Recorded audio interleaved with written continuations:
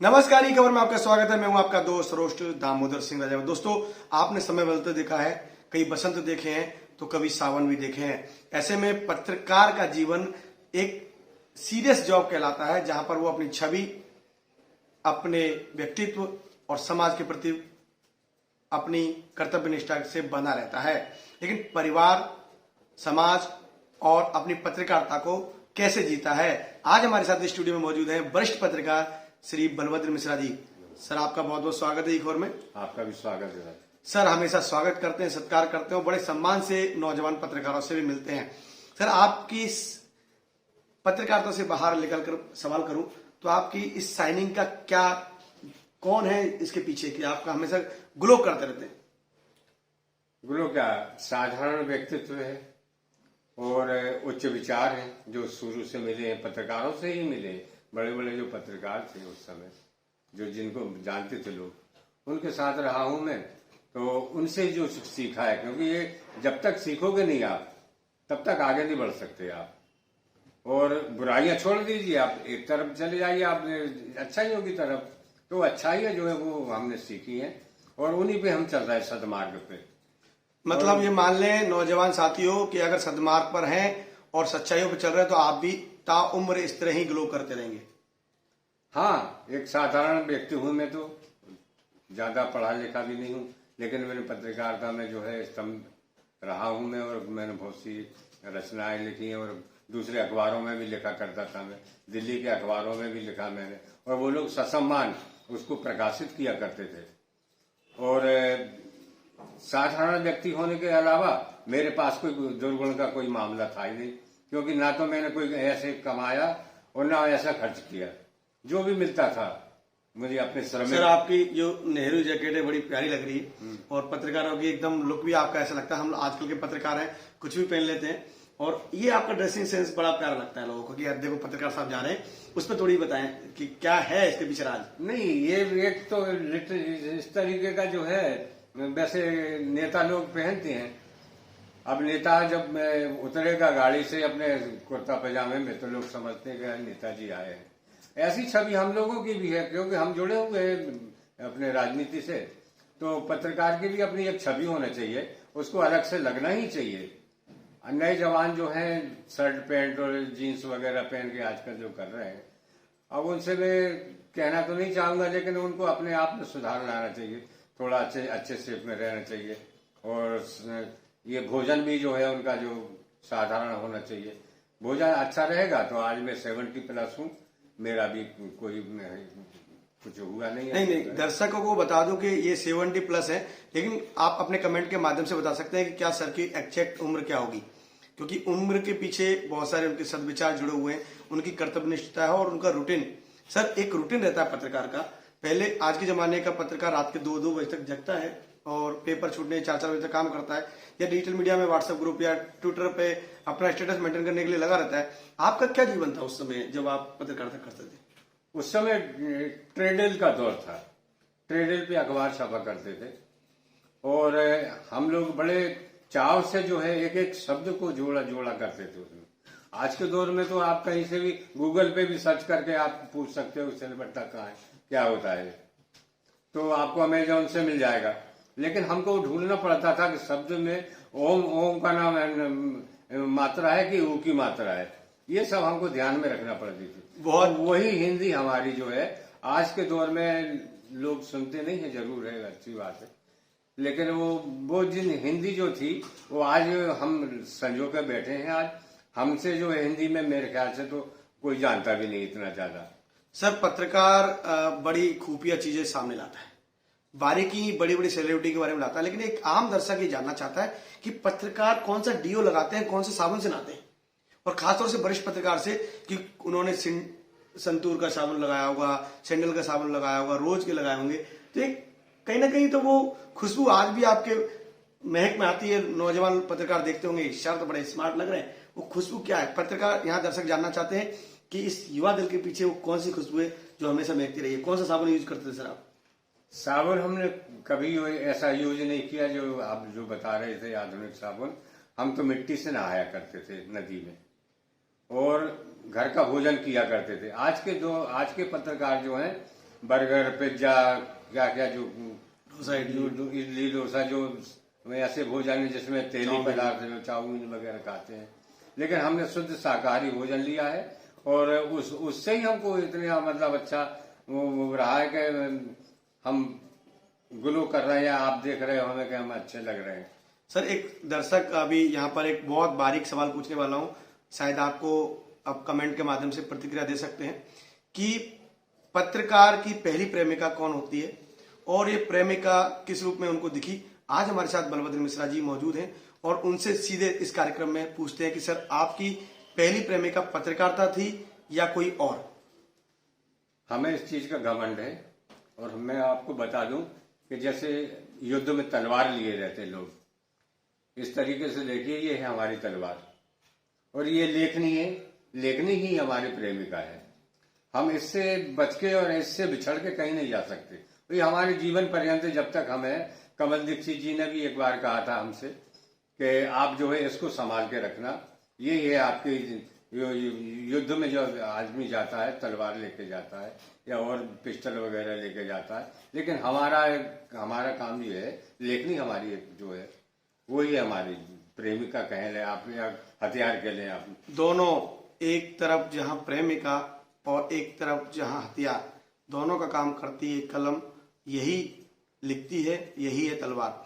Sir बहुत बड़ी बात कह दी। दर्शक अगर आप इस बात से सहमत हो तो कमेंट के द्वारा प्रतिक्रिया दें। अब एक बात और कहना चाहता हूं कि जो आज के पत्रकार हैं, कॉलेज जाते हैं, कहीं एक बार तो मन करता है कि चलो एक बार कॉलेज घुमाएं, या आपके मन में विचार आता हुआ कि नौजवान पत्रकारों के बीच में हम भी डोसा इडली खाते हुए तो देखें, गॉसिपिंग करते हैं, वो चिट चैट करते हैं या ट्विटर पे रहते हैं, तो कहीं ना कहीं लगता है कि मैं वापस एक बार नौजवान पत्रकार बन जाऊं। नहीं, मैं वापस नहीं जाना चाहता क्योंकि मैंने इतने दौर में इतना कुछ देख लिया है। मैंने कई पत्रकारिता जो महाविद्यालय के लड़के लोग हैं एमपी नगर में इकट्ठे होते हैं, मैंने वहां बैठे बैठे लड़कियों को सिगरेट पीते हुए देखा, मुझे बहुत दुख हुआ। लड़कों के साथ में बैठी हैं आप, ड्रिंक भी कर रहे हैं, सिगरेट भी पी रहे हैं, बिल्कुल आधुनिक, मतलब वो पत्रकारिता का वो पता नहीं क्या बना दिया है लोगों ने, तमाशा जैसा। वो इसीलिए वो आगे नहीं बढ़ रहे हैं। सिर्फ क्या है, अपने खुद के चांस की वजह से नहीं आपको कोई आदमी रखेगा। आपके अंदर लेखनी होगी तो लेखनी से ही आप प्रसिद्धि पा सकते हो। आपने पुरानी फिल्में भी देखी हैं, जैसे अपने जो नायिकाएं थी वो कितने सादगी के ढंग से और उनकी फिल्में हिट हो जाती थी। और लेखक जो होता है उसको ऐसा कुछ जरूरी नहीं है। अब बड़े बड़े कैमरामैन और बड़े बड़े जो लोग बाल बढ़ाए हैं, दाढ़ी बढ़ी हुई है उनकी, लेकिन एक नंबर के हैं वो आगे। आपने एक बहुत अच्छी बात कही कि बड़ी बड़ी नायिकाएं, तो फिल्मों की बात सर से फिर मैं छेड़ता हूं कि उनकी फेवरेट नायिका तो आपने देख ली कि उनकी लेखनी है, लेकिन वो फिल्म तो आपने जरूर देखी होंगी चोरी छुपे। कैसा था उस जमाना जब आप फिल्में देखने जाते थे? नहीं जाते थे हम तो 2 आने 1 आने में वो टिकट मिला करती थी उस समय। तो पहली पिक्चर कौन सी थी जो आपने देखी? पहली पिक्चर हमने जो है राजा हरिश्चंद्र देखी थी, जो कि मूक फिल्म थी। दूसरी फिल्म हमने देखी थी मुगले आजम, जिसमें थोड़ा सा भाग जो है उसका था कलर का टाइम आ गया था, और बाकी ब्लैक एंड व्हाइट थी। और पुरानी नायिकाओं को उतना ध्यान तो नहीं है कौन कौन थी, लेकिन जितनी भी थी वो सब बड़ी सादगी से, नूतन को देख लीजिए आप, उनकी फिल्में देख लीजिए आप, उनका लिबास जो होता था बहुत सभ्य तरीके से वो रहती थी। ऐसा नहीं कि आजकल की जो नायिकाएं हैं कि 2 पीस में चल रहे हैं और जो भी कुछ कर रही हैं, लेकिन वो इतना ज्यादा मतलब वो नहीं था। उनमें बहुत सादगी और गंभीरता से बात करने के जो डायलॉग दिए जाते थे, डायलॉग भी देखिए आप आज के दौर में कितने फुहर डायलॉग आ रहे हैं, 2003, चाहे गाने हो चाहे डायलॉग, चाहे कुछ भी हो, वो चाहे अभिनय हो, तो वो भी इसी तरीके का है। वो हमें तो खैर अच्छा नहीं, पसंद नहीं है, क्योंकि बड़े बड़े जो संगीतकार जो अब नहीं रहे, उन लोगों ने भी ध्यान रखा कि हमको किस तरीके के गीत लिखना चाहिए। हमें बहुत बड़ी बात कही कि पुरानी बात आज सामने आई है और नए लोगों को सीखना भी चाहिए कि सरलता, सहजता होना आपका बहुत बड़ा श्रृंगार है। सर लेकिन दर्शक ये भी जानना चाहते हैं कि 70+ दिल के पीछे एक बचपन का दिल रहता है, बहुत मासूम सा दिल है, उछलना चाहता है, कूदना चाहता है, लोगों के बीच में बात रखना चाहता है।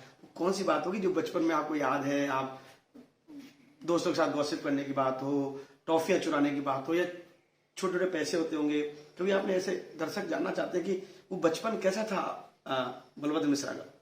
देखिए, अभाव आज भी है, अभाव कल भी था। बचपन की करें बात तो एक पेंट, जब घर में कोई त्योहार आता था उस समय पिताजी जो है पैंट और शर्ट, हाफ पैंट चलते थे स्कूल में, तो बोले ये स्कूल की ड्रेस हो गई और यही आपकी सिविल ड्रेस हो गई। तो वही इसी पर अच्छा फट भी जाती थी ना तो उसको थोड़ा सिल देते थे। वो त्योहारों का जो टाइम आता था उसी समय व्यंजन बनते थे, व्यंजन में जो भी बनता है घर पे, और उसके अलावा पूरा पूरा साल शादी के रूप में निकल जाता था, कभी कोई मिलता नहीं था। एक बार क्या हुआ, हमारे दोस्तों ने दारा सिंह की डंका एक फिल्म आई थी, तो आपको ध्यान हो नहीं हो, डंका नाम था उसका, तो वो देखने के लिए 4-5 हम 5वीं पढ़ा करते थे, हम लोगों ने योजना बनाई कि लोग क्या अर्थी पे पैसे भेजते थे। अब ये प्रचलन बंद हो गया है, अब तो फूल वूल डालते, तो वो पैसे भी भेजा करते थे, मतलब जो मर जाते हैं हाँ उनकी अर्थी पे, उसके बाद अर्थी, हाँ तो वो पैसे उठाने का काम जो रहता था वो एक डोम जो कहते हैं भंगियों का, तो उनके बच्चे उठाते थे वो। तो उस बार हमने योजना बनाई कि भाई पैसे तो है नहीं, डंका देखना बहुत जरूरी, फिल्म देखना जरूरी है, क्योंकि दारा सिंह की फिल्म थी। तो हमने 4-5 लोगों ने उन लोगों को, बच्चों को अलग करके वो पैसे हमने बीने, वो बीन के हम जो है फिल्म देख के आए तो हमारे पिताजी को पहले खबर लग गई कि ये क्या करके आए। क्या हुआ वो ये सीन स्किप मत कीजिए दोस्तों, क्योंकि ये आपको, मुझे इतना रोमांचित कर रहा है, तो आपको कितना, प्लीज बताएं सर। हाँ, तो उस समय फिर हमको जैसे हम घर पहुंचे तो वो डंडा लेके बैठे हुए थे खटिया पे, बोले ये रखिए बाल्टी और वो है कुआ, पहले नहाओ फिर बात करते हैं अपन। और नहाने के बाद जो हमारी कुटाई हुई देखिए, बचपन का दिल, बचपन की यादें, और सर की स्माइल, सर के वो वापस जा चुके हैं, और जो कुटाई हुई उसका दर्द अभी उनको याद है मुझे एहसास है ना, लेकिन एक जिम्मेदारी लेके आया होगा जरूर, और जो उन्होंने किया आप भी इस बचपन में जिए, और आज वो उन्हें प्रोत्साहित करता रहता है। सर, दर्शक ये चाहते हैं कि हर किसी पत्रकार का कोई ना कोई स्टाइल होती है, कोई चाय पीता है तो कोई सिगरेट ज्यादा पी लेता है, या फिर कुछ अच्छी अच्छी चीजें मिमिक्री अच्छी कर लेता है। कोई ऐसा खूबी जो आपके अंदर रही हो और अभी तक आपके आसपास के लोग नहीं जान पाए? नहीं, ऐसा कुछ नहीं, मेरे तो सद्विचार है, अच्छे विचारों के साथ ही बैठता हूँ मैं भी, और अच्छे लोगों की संगत की है मैं आज तक। मेरा कोई पुलिस रिकॉर्ड नहीं है, मेरा कोई किसी से जो है लड़ाई झगड़े का कोई रिकॉर्ड नहीं है, क्योंकि जो आदमी सारा जीवन, अब यहाँ वहाँ हमारे यहाँ पिपरिया में जहाँ मेरा निवास है मेरा, तो वहाँ सब सेठ लोगों का एरिया था पूरा, सब कोई मतलब महेश्वरी है, कोई राठी है, कोई कुछ है, तो उनके वहां जाके थोड़ा लेखन कार्य भी करता था उनके साथ, उनके जो खाता भाई जो थे उनमें भी काम किया करता था मैं। तो उनकी संगत से मुझे और प्रोत्साहन मिला कि जितना अच्छा सादगी से रह सकूं आप, वो बेहतर है वो। तो आज वो मेरे लिए काम आ रहा है। मुझे ये आडंबर और इससे कोई लेना देना नहीं।